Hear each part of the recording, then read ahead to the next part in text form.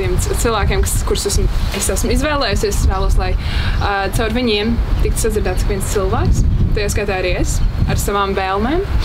Un es vēlos, lai tādā veidā tiktu dota iespēja realizēt un pilnveidot katru, un tādā ziņā arī es varētu sev pilnveidot, jo man tiktu dot iespēja kaut kā, tā kā es vēlos, kaut ko darīt, lai es varētu kļūt par kaut ko vairāk.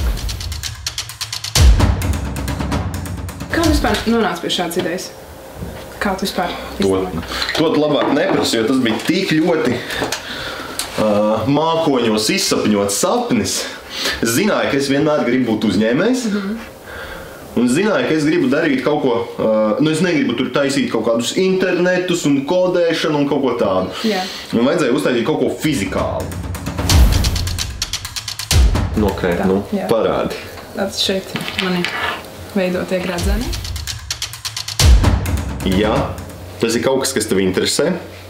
Es domāju, mums pēc tam vēl ir jāmēģina sadarboties. Arī man ir veikaliņi un tev ir produktiņi un mēs varētu uztaisīt kaut kādu sinerģiju. Kas ir tavs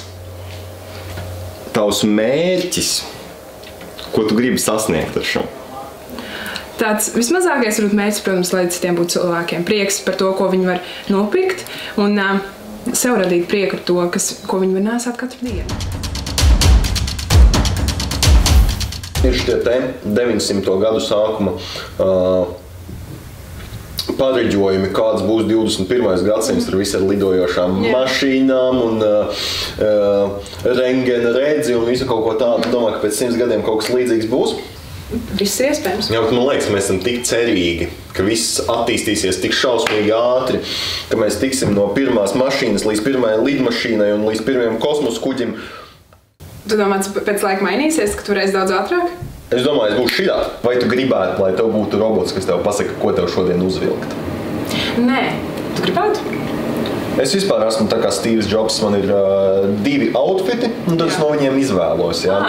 Bet ja man būtu kaut kāds robotiņš, kas man pateiktu, ko man uzvilkt tajā dienā, man liekas, tā būtu nereāli forša lieta. Es gribētu, lai mākslīgais intelekts man taisa ēst, mazgā veļu un dara manu darbu, un es tikai aizēju tur ar savu biznesa partneri, paspiežu viņam roku un saku, nu ok. Jā. Tā sanāk. Diezgan varbūt man šeit tas ir tas, kur vajadzētu pamainīt to attīstību, ka ir vairāk tādi tie, kas ir saimnieciskāk dara, tos varētu tas mākslīgais intelekts darīt, bet tādi radošie, tur, kur var izpausties cilvēku tās personības, tie tomēr paliek arī tiem cilvēkiem.